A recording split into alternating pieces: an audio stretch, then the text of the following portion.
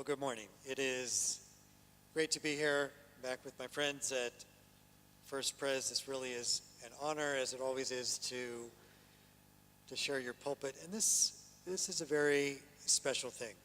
You know of the deep friendship that Kevin and I have. What you may not know is that this summer I took almost 12 days to leave the congregation and go over to the Republic of Georgia to visit our youngest daughter, Sarah, who's in the Peace Corps. Now, I had never left the congregation for that long. Not having any other staff, it's very hard, and not having any other rabbis closer than Bloomington or Louisville, it's not an easy thing to get up and leave the congregation. So I went to the Board of Trustees and I said, I can try to get a student from the seminary or see if somebody can come down from Bloomington or Louisville in case. I said, or I could work with Kevin and make sure that he's ready and he could cover the congregation. And they said, oh, absolutely, let's go with Kevin, see if he's willing to do it. So Kevin was the covering rabbi for Temple Adat B'nai Israel for 2 weeks. I gave him all of the prayers. We worked on a little bit of Hebrew. He knew what to say, when, if, God forbid, he would be needed.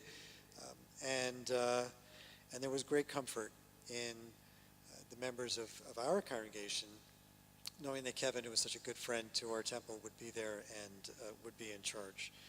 So it's a gift that we get to do this for one another. But as I said to the group earlier, you really have to be nice to him because he's got this whole new skill set now. There's a whole market for him that could exist out there in the world, and he's well aware. In the passage that we just read from the book of Joshua, the covenant was renewed between the Jewish people and God. That word covenant is one that we don't take lightly. In shaping this morning's service, I see that Kevin has integrated that word into both the liturgy and into the music. Covenant in Hebrew is the word brit. You might have heard of the Brit Milah, the covenant of circumcision, when we enter our children into the covenant. The word brit in Hebrew is a contract, but it's much more. It is a spiritual contract. It is an agreement that has mutual expectations and mutual obligations. So a personal example might be that my covenant with my beloved New England Patriots is that I expect them to go to the Super Bowl every 2 or 3 years. And in return, I wear this kippah on game day every Sunday throughout the year, and they have my undying loyalty. Now, I know many of you have a covenant with your beloved Indianapolis Colts. I know what your expectations are. Perhaps you want to review the terms of that agreement so that all parties are satisfied going forward this year. Now, covenants are found throughout the Bible, and they are found throughout our lives. In Judaism, marriage is a covenant. Employment agreements are covenants. The way we treat people, these are considered sacred relationships. And political offices are, in theory, covenants as well. As the new leader after the death of Moses, Joshua needed to reestablish the relationship between the people and God. Now, it cannot just be a coincidence that Presbyterians are reading about Joshua and the renewal of the covenant today, and that yesterday Jews were reading about the story of Noah and the very first covenant that God made with humanity. So yesterday, when I was reading the Torah in our congregation, I read the lines, "I have set my bow in the clouds, and it shall serve as a sign of the covenant between me and the earth." The rainbow is a sign of the covenant. God promised that there would never again be a flood like the terrible flood in the time of Noah. And as a symbol of that promise, God placed a rainbow in the sky. The rainbow is the symbol of the covenant that God makes with all humanity. God would never again bring total destruction upon the earth. And according to rabbinic tradition, humanity would follow those 7 Noahide laws, 7 laws that would create an ethical and just society. Now, in our family, rainbows took on a very special meaning. About 6 years ago, our kids Billy and Kelly got married on the Cape, and I was fortunate enough to officiate at their wedding. If you've been to Cape Cod, you know that it is majestic and it is beautiful, except when it rains.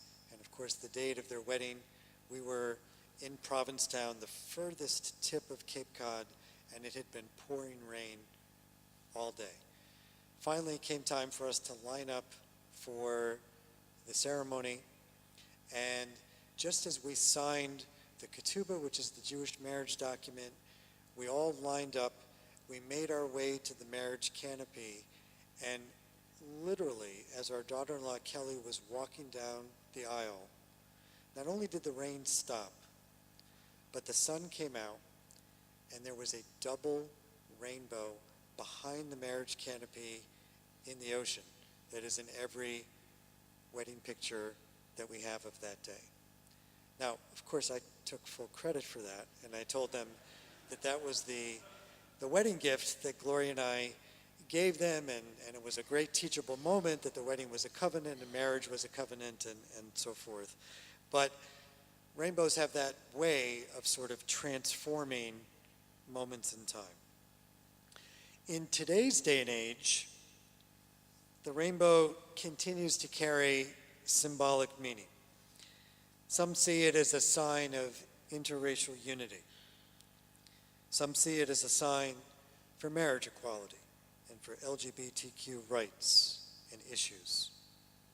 Some see it as a sign of peace between the nations. And I've seen ecology activists using the rainbow as a sign of peace between humanity and the earth, reminding us of our sacred obligation to take care of the world that God gave us. So why a rainbow? And what is the power of this obviously natural phenomenon? And I think to answer that, we have to ask, what is a rainbow? Light shines through water droplets in the sky. The droplets act as a prism. They bend the frequency of light at various angles. The light is separated, and then you and I get to see these beautiful colors. We see the various colors, and we think of them, at least initially, as being separate and distinct. But behind them, hidden from view, is the original light. And that light is unified and singular. And that, I think, is the significance for today. Through the rainbow and the unity of the colors, we see the beauty and we see the unity of God. There is an aspect of Judaism, you've probably heard the word Kabbalah. Kabbalah are the books of Jewish mysticism. And Kabbalah teaches us that this image is a powerful metaphor for how the world really works. We may look at a world and see a world that is filled with separation and distinction. We are separate from the material objects of the world, and we are certainly separated from one another. We each have our own personhood, separate from each and every person. We are male, female, Jewish, Christian, Muslim, black, white, Hispanic, old, young. There are thousands of traits which make us distinct. Yet underneath it all, there is a unity. And this unity may be hidden from our view, but if we can reach beyond ourselves, we can touch that fundamental unity. You and I are living in a country that is as divided as I can ever remember in my lifetime. No kind words are offered. If your opinion differs, insults are hurled.